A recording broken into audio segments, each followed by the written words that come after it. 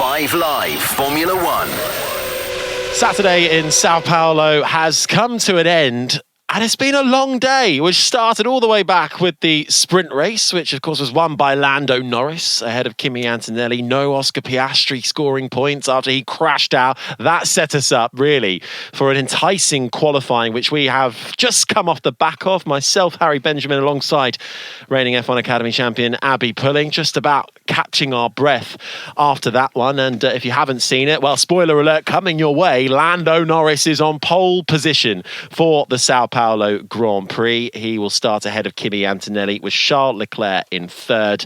That is your top three. And really, Abby, it's been a perfect weekend so far for Lando Norris. Well, perfect 2 weekends. He had a really great time as well in Mexico, carrying that momentum forwards to this weekend in Sao Paulo. He's doing a brilliant job. He had a lot of pressure on his shoulders actually going into that final lap in Q3. He locked up on his first push. It was not looking too good. He had to put it together. He was sat in P10 and on that last lap really delivered, did a tidy lap and starting from pole. You can't fault him. He's been untouchable. Consecutive pole positions for Lando Norris. Let's hear from the Brit. Lando, congrats. Another pole. Looked a bit tricky at the start of Q3, but you got the job done on the second run. Tell us all about it. But just that really.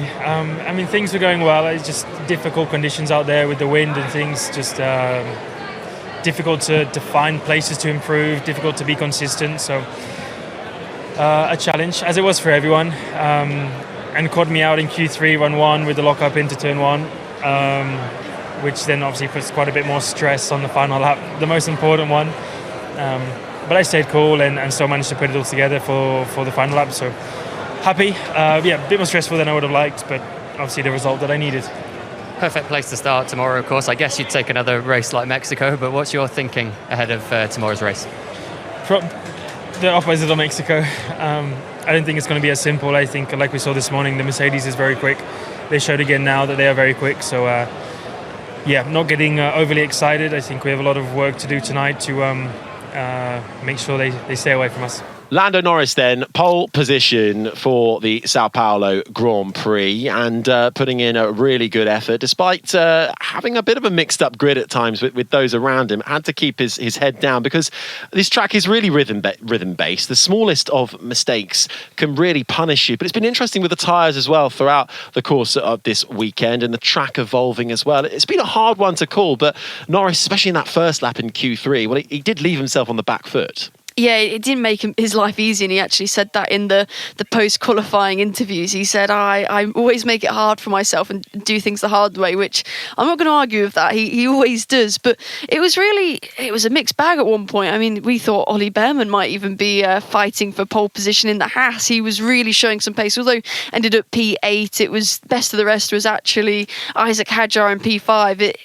It's been hard to predict the P2, let's say, because Lando's had a hold on this weekend for the entirety of it. But that battle for P2 has been quite interesting. We'll come on to P2, but I think it's worth just sort of going back to the start of the day. And as we were saying, it's been a great day for Lando Norris so far because he won the sprint race, but had pressure from Kimi Antonelli throughout. But I think we've really seen, the ascendancy of Lando Norris in the last few races. He's really taking and absorbing the pressure, both on track and off it. And especially earlier on when we had those really tricky damp conditions, damp to dry, but still wet offline in parts.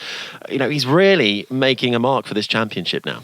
He looks like a different driver. He looks so confident and in himself and in the team, and all the momentum is going in his favour at the moment. There's nothing that Oscar can... He just can't have a response for anything that Lando does.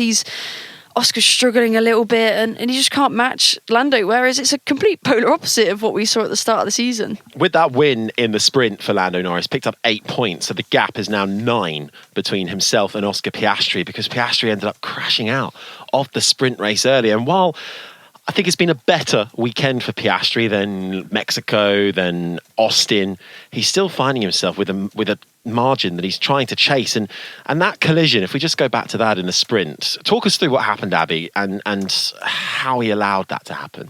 Yeah, I mean, it was a a mistake that I think a rookie mistake, in my opinion. In these conditions, it was still a bit damp in the sprint. It rained a lot overnight. Although they were on the slick tyres, the curbs hadn't fully dried. He went a bit wide in turn 3, which he wasn't the only one. There was 2 drivers that then followed in his footsteps and ended up with the same fate. But yeah, just dipped a wheel on the curb and span around, become a passenger, and that ruined his chances. At this point in the championship, you don't want to be taking risks like that. You need to be finishing these races. Although, okay, it was a sprint race, there's less points available, so the hit isn't as hard in that sense. It's still not what he needs. He needs to be outperforming Lando, and you're not going to be doing that if you're ending in the wall. I mean, it's so difficult. I'm never going to judge a Formula One driver for making a mistake. However, Piastri, he's 3 years into a Formula One career. Lando Norris is going on for 7, I think. It seemed like a bit of a silly mistake to make. Was it just a silly accident? These things kind of happen? Or is this, if we talk about mentality, are we seeing that cool exterior from Piastri start to crumble?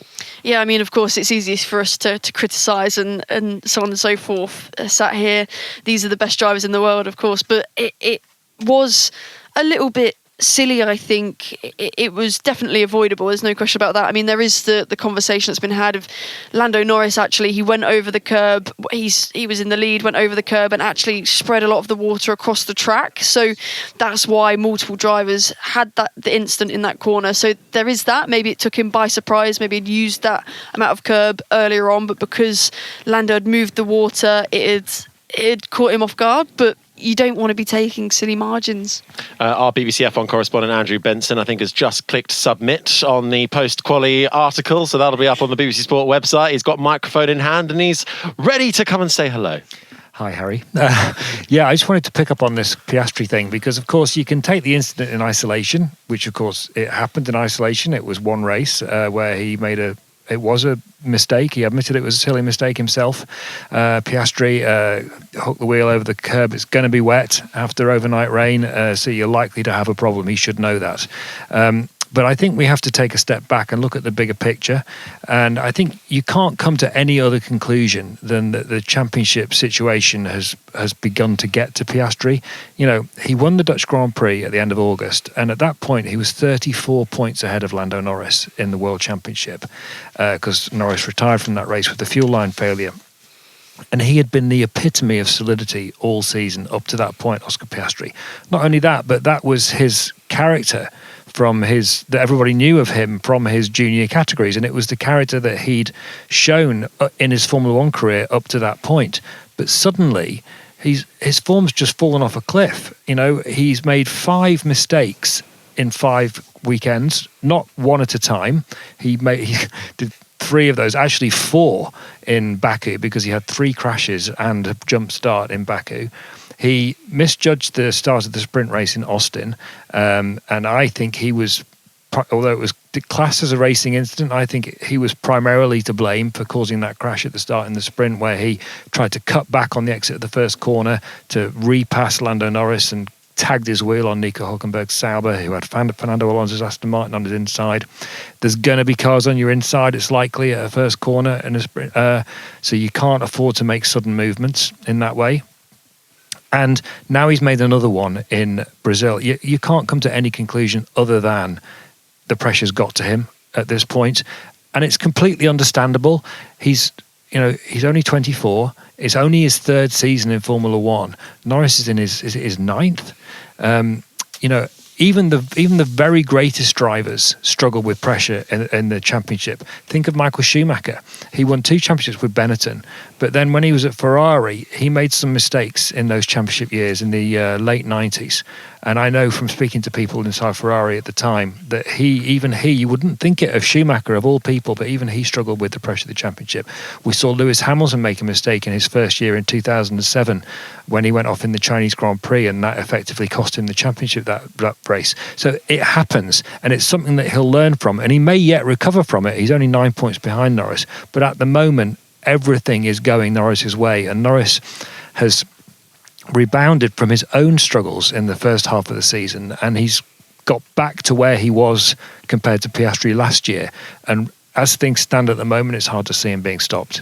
Well, at the start of the year, it was Lando that was being slandered for his poor mentality, his poor approach, and things like that. And Oscar was the one being praised for how steely-minded he was. And it's all flipped on its head recently. And I think that just goes to show the stakes that are at play here and the power. I'm a firm believer in mindset and the power of the mind. And yeah, for sure, Oscar has taken a really big mental blow. The last 6 races, including the sprints, I think he's only finished 3 of them. He's had 3 DNFs, and that's a really big hit. I keep saying you can't afford to have weekends where you're not scoring points and you're making these mistakes when you're fighting for a world championship, and that's where we normally see Max excel. But at the moment, it's all flipped, and Lando's the one who's dealing with all the pressure. He's really mentally strong, and Oscar's the one crumbling. So I always find it quite funny how quick the narrative can change, and it's still got time to flip back yet. And that's Formula One, isn't it? In a nutshell, how quickly things can change. Well, I think the other thing it is about Formula One is it's a whole other level. It's a completely different environment from the junior categories. You know, you've got the attention of the world on you. It's one thing to be cool, calm and collected in Formula 2 and Formula 3. It's one thing to be cool, calm and collected in Formula 1 when you're just finding your way and there's not really a lot at stake. You know, you're in a good car, but you're not expected to be winning all the time. But you get to the very sharp end of Formula 1. It's the very best drivers in the world. It's the very best teams. The pressure is absolutely intense, and it's where people get stripped bare. You know, you can't hide at this level in Formula One. I don't doubt for a second that he'll come back from this, but he's going to. I don't know how the rest of the season is going to go, but he's going to be having some long talks to himself, I think, between this race and the next one in Las Vegas in 2 weeks' time. I mean, that is the hard part of Formula One. You're looked at under a microscope. Every little mistake that you make, everyone picks up on it. And I mean, the media presence, it's impossible to avoid. The drivers will see the headlines. They will see what's being said about them. And that they will listen to the Checkered Flag podcast. Yeah, that as well. It certainly is. Into his 3rd season now is Oscar Piastri. Into his 7th season is Lando Norris. But let's hear from the man who we've been speaking about, the Australian Oscar Piastri, who has qualified in 4th position. He's speaking to Mike Seymour. Hi, Oscar. I imagine you were keen to get back in the car quite quickly after this morning, put that behind you. I know you would have wanted more than P4, but can you just talk us through that, how it all unfolded from your side? Yeah, I mean, just a tricky session, really. I think the conditions were very tough. You know, the track just didn't really get any quicker from Q1, and just very difficult to kind of find that last little bit, and didn't quite get the most out of it at the end, obviously, but it was just tough. Where does this leave you for the race? What's your outlook ahead of tomorrow? Try and make up some positions, really. That's all I can try and do, and see what kind of pace I've got. I think the cars looked quick this weekend, so hopefully I can use that to my advantage tomorrow. Oscar Piastri then will go from 4th on the grid, teammate Lando Norris in pole position. While we're on our championship protagonists, there is a 3rd with a bit of work to do, not only in that championship charge, but in the race tomorrow as well. Where is Max Verstappen, you might well ask? Well, he didn't make it out of Q1. He qualified in 16th, and that was pure pace. The Red Bull, Abby, struggling out there in the hands of the Dutchman. I thought it was absolutely shocking to see. I mean, no matter how bad that Red Bull is, you always see Max claw its way into at least Q2, let alone at least even Q3. So it was a big surprise. And Yuki Tsunoda as well, struggling. Of course, he's always struggled, but both Red Bulls out. And as well, when Gabriel Bortoleto didn't actually participate, so they only had to beat 2-3 other people to get into Q2. So he's got a really upwards battle. I mean, they always say they're going to take it race by race. And I mean, don't forget, Max won the Brazilian Grand Prix last year from starting P17. So it's not impossible, but he had a lot of factors working in his favour that weekend as well. He finished 4th in the sprint, did Max. What was he? Just about 4.5 seconds back in the end from Lando Norris, the winner. So he's gone backwards since the sprint. So they've clearly made some sort of change for the worse, which is a bit unlike Red Bull at this stage of the game of a weekend. It is, but they've been a bit at sea all weekend in Sao Paulo. He was lacking grip yesterday, and it's the same problem today. Both sprint qualifying yesterday and the sprint earlier today, and then. As you say, Harry, they made some changes and it's gone the wrong way for Grand Prix qualifying. I can only imagine it's to do with ride height. You have to run the car a bit higher in Brazil because there's a lot of elevation change and the middle sector is quite bumpy. Also, the conditions have been very difficult this weekend with the wind changing and so on, and that's going to upset aerodynamics even more. But the Red Bull, if people remember, they introduced a new floor in Monza, and they've been playing around with the new front wing family as well. But that new floor allowed them to run the car a bit closer to the ground, and that's unlocked them a lot of performance over the last few races. But if you got more performance running it low, and then you can't run it low anymore, then it's not that big a surprise that you've lost some performance. I think the extent of the loss of performance is a shock. This is, as you pointed out in the commentary, Harry. This is the first time Verstappen's been eliminated in Q1 since the 2021 Russian Grand Prix, and that wasn't on performance. That was a reliability thing. He's so consistent, and so are Red Bull. So really tricky weekend for them. And I think unless some kind of miracle happens, I think we've basically seen the end of Max Verstappen's championship charge, because he was already 39 points behind after the sprint. Norris had extended his lead, obviously, then. If he loses more points tomorrow, which how can he not, starting from 16th with Norris on pole, unless Norris' engine blows up or something. Could happen. It could happen. But if he loses another chunk of points, and if his car's not quick, he's not going to come back up through the field, because he's qualified where he is, because that's how quick the car was. So he's going to lose another chunk of points, most likely. He's going to drop to 40 points, maybe even more behind Norris. And with 4 races to go, he's not recovering that. I think from Red Bull's perspective and being involved in teams in the past, they're probably thinking the only way we're going to get Max back in that driver championship battle is to take risks. And with how they've been performing all weekend, they probably thought, let's just change something. Let's just try and make something work. And in the hopes of it having a stellar qualifying session, which, they're not foreign to. They've been nowhere in practice or a sprint. And then all of a sudden, Max puts it on pole. It's not unheard of, and they're not unknown for taking risks like that. But this weekend, it seems, as Andrew said, behind the scenes, they've been changing things, and it's just not worked out the way they would have hoped. Let's hear from him, though, the Dutchman, Max Verstappen. He's speaking to Mike Seymour in the pen. Max, that looked like a real struggle out there. It must be hugely frustrating. Yeah, it's not what you want to see. The whole weekend has been already quite tough, but this is a bit unexpected, I would say, after changing quite a bit on the car. But yeah, it was just not responding. I had no grip out there, so I had to really massively underdrive it, basically, and it just didn't work. You touched on it there. You did make some changes to the car after the sprint. What was the impact? What changed inside the car for you? Well, clearly worse. Just no feeling.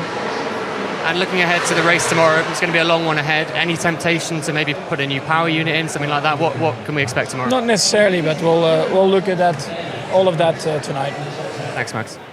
Max Verstappen knocked out of Q1 then in 16th. Both Red Bulls out, so it's sort of it's not actually unsurprising to see Yuki Tsunoda down there, but kind of lessens the ordeal for Tsunoda. How's this for a stat? Apparently Kimi Antonelli was 44 days old the last time both Red Bulls were knocked out in Q1, which was Japan 2006. Does that make you feel old, Abby? I was going to say, what a stat that is. I know. I just had that. Where have you plucked that from? I don't reveal my sources. Just open the memory bank, is it? They're not always right. But talk of Kimi Antonelli. Let's look at more positive climbs, shall we? Antonelli's been on fire this weekend, it has to be said. Second in the sprint qualifying, followed that up behind Norris and was really hounding him in the sprint race, and pipped to second right at the end of Q3 as well. That Mercedes in the hands of the 19-year-old is really going well this weekend. Yeah, he's making his more experienced teammate George look a little bit silly, really. George is on the radio whining, saying that he's not happy with the balance, whilst Kimi's just happily going along quite silently, just putting it together. And really making it work, whether it's a difference in approach in the warm-up or something they're doing slightly different on the setup one car to another, which isn't uncommon within teams, as some drivers have a certain driving style and they'll change things car to car.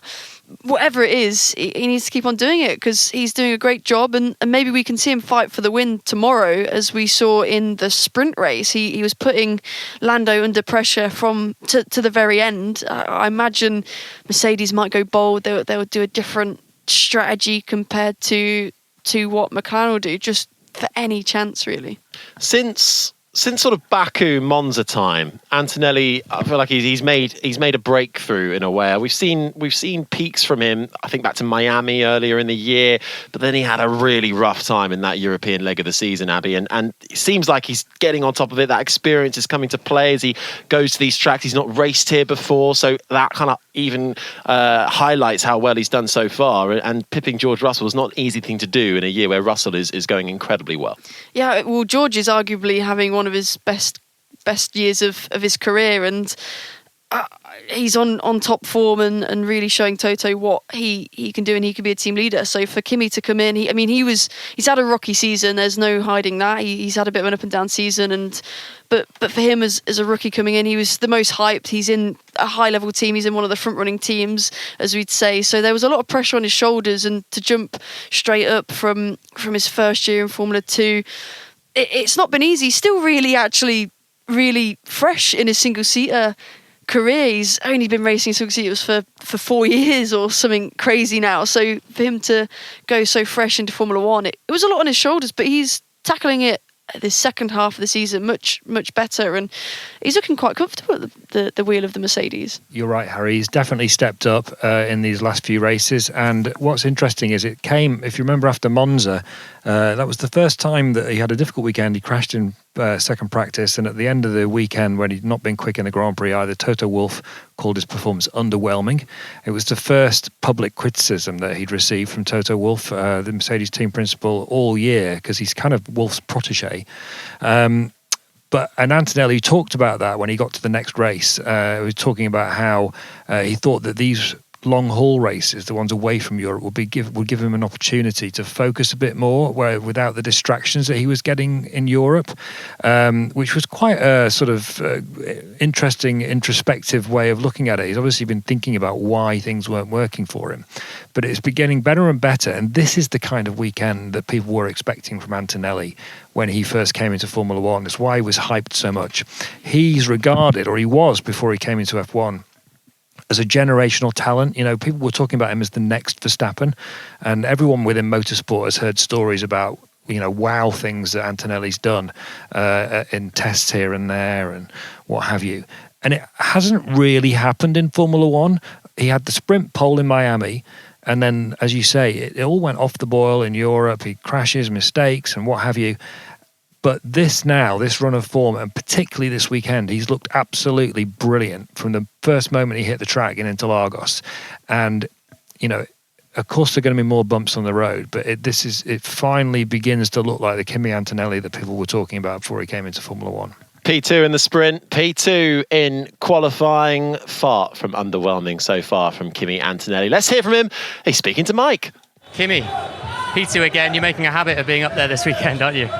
Yeah, I mean, a bit annoying that we're P2 again, but still good result. Very difficult session today. With the wind was very difficult to understand because also was a bit gusty sometimes. So you were going into a corner with a bit of unknown uncertainty. But I think overall we did a good session. Last lap was not amazing, but it's everyone makes little mistakes, and still enough for P2. So tomorrow we have a lot to play for. More generally, what's been the key for you this weekend? You just look like you've been so comfortable with the car overall from the start of the weekend.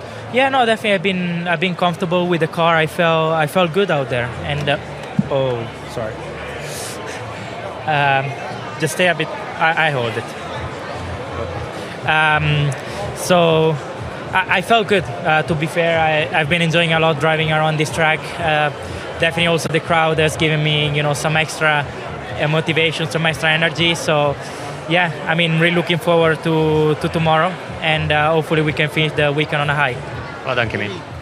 Well done indeed, Kimi. Despite knocking the mic over by the sounds of it halfway through that interview, we'll forgive him. He'll start on the front row alongside Lando Norris, who gets pole. George Russell then in the other Mercedes has been very much complaining on the radio, not happy in his Mercedes, was in 6th. Actually behind, best of the rest, a word for Isaac Hadjar in the Racing Bulls. I thought it might be Ollie Behrman, but actually it was Hadjar who came to play right at the close of qualifying. Almost a little bit of a surprise because he's not really been anywhere all weekend. I mean, he's been lingering, and the Racing Bulls has been kind of edging in the top 10, but all of a sudden, out of nowhere, pulls out a lap in Q3, and yeah, like you say, best of the rest. So a bit of a surprise, really. They, as I say, they've just kind of been floating about, and he just did it when it mattered. He certainly did. Behind Hadjar was Russell. Liam Lawson makes it 2 Racing Bulls inside the top 7, kind of making up for no Red Bulls in the top 10. Behrman, who has performed so well this weekend, I think was left a little frustrated right at the end, but still starts inside the top 8. Pierre Gasly somehow finding performance in that Alpine. Got a point in the sprints. Pipped Lance Stroll right at the end to take 8th place in the sprint race and backs up his performance with 9th place. And Nico Hülkenberg gets his first top 10 start for the year in a Grand Prix. Alonso 11th ahead of Albon. Lewis Hamilton struggled in 13th ahead of Stroll. Sainz in 15th, and then, as we've said, Verstappen in 16th ahead of Esteban Ocon. Colapinto 18th, Yuki Tsunoda 19th, and last of the runners to set a lap time. Gabriel Bortoleto, sadly, for the man from Sao Paulo, the 21-year-old, after that big 57G crash in the sprint race right at the end. He was fine, the car not so much. The Sauber team, a race against time to get that one ready before we went qualifying, and they couldn't quite get all the nuts and bolts in place before the checkered flag came out for Q1. So sadly, Bortoleto will have to start from the back of the grid for his home race, but let's see what he can do over the course of 71 laps that we will enjoy tomorrow on Sports Extra. You can hear that. Lights out from 5 o'clock on Sunday afternoon. And Abby Pulling, when the lights go out, who's going to win? What's going to happen? I think it's really the race for P2 rather than the race for P1. I think Lando, he's got it in the bag. It has to be something pretty catastrophic, I think, for him to not win tomorrow. But for P2, I think the Ferrari looks like it struggles a lot on the rear axle. I think they're struggling to manage their tyre a bit. So I think Kimi will come out, and I think Charles will drop down, and someone random for P3. Just to sprinkle something into the mix, we've got a hungry Kimi Antonelli who is staring down the barrel at a first Grand Prix victory with absolutely nothing to lose against Lando Norris, who has got everything to lose and has just gained that advantage. Could Antonelli really get his elbows out? T1 with a good enough start. Yeah, I mean, when you put that into the mix, if he does get the launch and he pulls up alongside, or even up to the rear wheel of Lando, he's not backing out of that. Lando's the one that's going to back out of it in that situation. But again, we've not had it yet this weekend, but maybe the rain could add something into the mix if it comes Sunday. I don't know if we have the weatherman Benny on the mic, if he knows what's going to happen tomorrow with the weather, but it's looking for an exciting Grand Prix, to say the least. I mean, there's lots of opportunities for overtaking around this track. Well, Lando Norris will be looking to convert pole into victory to continue his championship charge. Now he has extended his lead at the top of the standings, but we've got Kimi Antonelli looking to try and get a first F1 victory. Piastri looking to recover some places. We've got a great midfield fight brewing as well, with the Racing Bulls against the Hasses as well, or the main Haas of Ollie Behrman. They tangled in the sprint. They're starting near each other in the Grand Prix. It's round 2, and then there's the recovery drive needed from Max Verstappen as well. Is it championship over, or can he recover? What have we got in store with the weather gods, Andrew Benson? So the weather forecast is for the coldest day of the weekend, a slight to moderate chance of drizzle / light rain coming from the south, especially in the morning. Thank you very much. And I can update you on Max Verstappen if you like. I've just go on. got Let's end his it there, shall we? media press conference, and he was asked about what the feeling is on the championship now. I can forget about that. Firm words from Max Verstappen, but I don't think it's over until it's properly over. Max Verstappen has performed miracles before, and if anyone can keep himself in the fight, it is the 4-time world champion. I think the ingredients are all there then for a fun Sao Paulo Grand Prix. Hope you can join us for it. Sports Extra from 10 to 5 will be building up ahead of Lights Out from 5 o'clock Sunday afternoon. Thank you, Andrew. Thank you, Abby. This has been an IMG production for BBC Radio 5 Live.